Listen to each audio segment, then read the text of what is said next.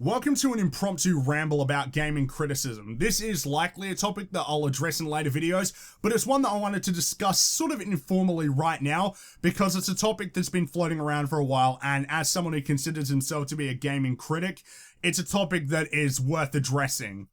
This is a topic that has cropped up mainly over the last few years from me paying a little bit more attention to what's being said by multiple different sources, whether they be gamers, professional reviewers, people I personally enjoy watching do reviews, and sort of use that to strengthen my own means of criticism.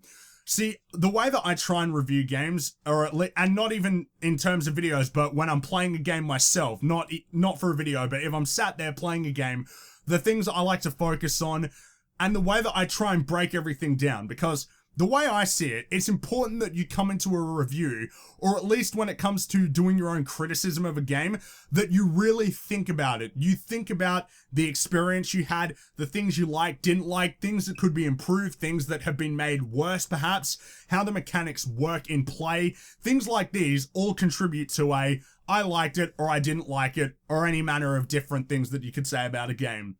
I feel that there's an issue though within our community, especially when it comes to gaming as opposed to other mediums, where this criticism has just not been so strong. What do I mean by this? Well, let's sort of break it down into certain sections. Now, when it comes to professional reviewers, and by this I don't necessarily mean YouTubers, I mean traditional gaming journalism reviews, there has been a big disconnect between reviewers and gamers for years, but it keeps getting wider and wider as gamers' reactions to games and reactions to games from traditional press skew further and further apart. My issue that I have with a lot of traditional gaming reviews from the traditional gaming media, and by that I mean the professional websites, the issue that I've noticed is that they are way too lenient. They won't talk about the DLC very frequently, except for a few sources that I like to go to. They often will use outdated number scores, which I wholeheartedly think should be rid of entirely. They tend to not really talk about the bad as much as they should.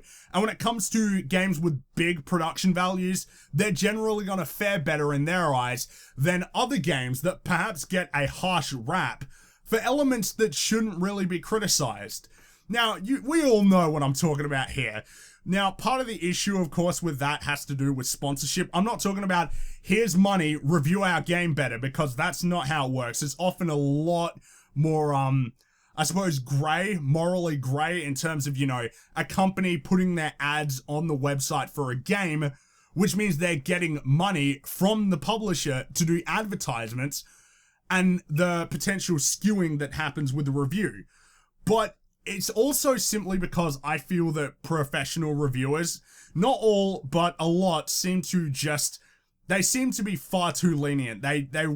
And maybe part of that is because they don't have to pay for these games, and because they get to do it for their job, they're a little bit lenient on it. But it's causing issues where we have these games that don't deserve nearly as much praise as they receive, getting these huge scores, which unfortunately, while they don't really affect me, people do still rely on review scores. People still go to Metacritic, people still post these numbers. And my issue with that is that they have a great deal of power when it comes to talking about video games. And unfortunately, they still do for a lot of people. So when you have reviewers who aren't being as harsh as they need to be, and I re-emphasize that as they need to be, especially with the business models, microtransactions, season passes, and all of that are happening right now, we get into these issues where someone will buy into a game, they've got a really high metascore, and then they're like, wait a minute, this is not nearly as good. And what about all these things they didn't talk about? And maybe that's partially just a symptom of the way that traditional reviews are done, where they don't necessarily talk about it's broken, but it will get fixed later, so we're not even going to really mention that as much as we should, or dock it from the score if we still use the score.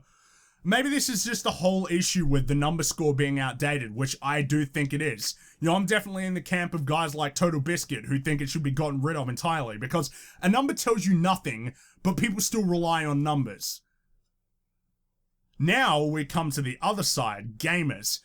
Now, I do listen to gamers a lot, especially certain gamers that I trust, but I feel that one of the problems that we have, at least when it comes to, the average gamer, is that they're too extreme, right? It's not that they're too harsh or too lenient, it's that they're too extreme to the either side.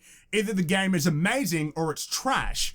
And that's a very, very bad way of looking at things. Now, what are the reasons for this? I've theorized this, I mean, it's not like a thesis or anything, but I've discussed this in other videos. What I feel drives this has to do with the fact that we're spending money, as opposed to journalists who often get these for free, they get review codes. When people are spending money on something, unless they're the type of person like me, who's sort of fine with being like, well, I bought something that wasn't worth it, which a lot of people don't do, we start to have this sort of problem. They're two reactions. The two reactions that they usually have are either they are so disappointed, partially due to their hype, that they unrealistically and unfairly hate the game, or they will hoodwink themselves into thinking, no, I'm not a sucker, I couldn't have bought something that wasn't that good, and then they'll say the game is great, and you know exactly what games I'm talking about here. Destiny!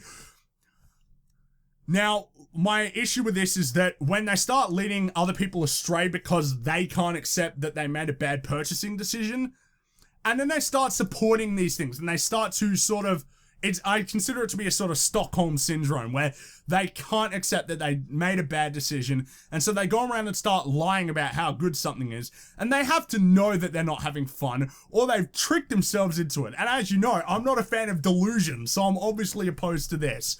But of course, it is equally unhealthy for people to say that a game is automatically terrible just because they weren't happy with the purchase. I'm not happy with the purchase of a lot of games. That doesn't automatically mean that they're bad. It just means that they could be average or dull, or perhaps good, but not worth the money. You see what I mean? There's so many shades of grey when it comes to a game being good or bad, especially when it comes to criticism, that it's ridiculous to sort of pick these spectrums of, oh, it's this or that. There's no middle ground. And of course, people have an issue with the separation of what they like versus what is good. Let me give you a personal example. I hate Infamous Second Son. As a fan of Infamous 1 and 2, which I consider to be two of the best, or among the best PS3 exclusives, I hate how much worse Second Son is compared to those games. But Second Son is still an alright game. It's an average game. Whereas you see other people who are very disappointed with a sequel then say, nope, it's trash, it sucks. And it's definitely not helpful for other gamers who are trying to make an important decision, because at the end of the day, games cost a lot of money. Now, I also think part of the issue with gamers is that they don't go in depth enough about what they like. They will like something and enjoy it and be like, oh, this is great, but they can't tell you why. And when I can't be told why people think something is good, I'm not really inclined to listen to their opinion, am I? I'm very much a man of, if you make an assertion and you want to make a claim, you gotta explain it, you gotta prove it. Not necessarily prove it in terms of gaming, because, at the end of the day, your opinion on a game is subjective, but you at least need something to back it up. If someone says a game is fun and I ask them why and they just come back with, it just is, that tells me nothing, because I could say the same thing about any game I wanted. Hey, why do you like Superman 64? Oh, well, it's fun. Why? Well, I think it is. How can you say I'm wrong? It's my opinion. You see what I mean? It's a fairly stupid way of arguing. As opposed to when you go in depth and you start to think about it. Not only does that allow the other person that you're talking to, potentially giving them a recommendation, not only does that make their choice easier or might even persuade them to buy the game, but it might change your opinion on the game. Because, trust me, there are certain games that I like that when I went back and thought about them, I'm like, you know what, I appreciate that more, or conversely, I actually like this game less. You see, it can go either ways. Thinking about a game doesn't necessarily ruin it. This is why I really hate when people are like, oh, don't tell me these flaws. It's like, but if you think about it, you might find things you don't like, but also find things that you may like. It is ultimately good, as a gamer to be a better critic of games. Not because you need to make reviews or because you need to tell anybody this, but because it's good for you and it's potentially good for other people around you who are interested in video games. It helps you understand what games you like, which makes it easier for you to pick out games in the future that may appeal to you more, instead of buying into a game based solely on marketing, hype, meta scores, and what other people's blind recommendations are. And ultimately, it could save you some money and a bad experience playing some terrible game. Now, like I said, this is a topic that I'll address later, but I want you guys to think about the things that I said and perhaps apply them to yourselves, because a lot of people have been asking me about what it is that I do when it comes to criticizing games, how I make reviews, and hopefully this advice helps you, not necessarily to make reviews, though if you want to make reviews, power to you, but just making informed decisions and understanding why you like certain games. It's ultimately a good trait to have, and hey, maybe you can become a budding professional reviewer too, and write for those great websites that have nowhere to go but up. I'm sorry, I couldn't resist.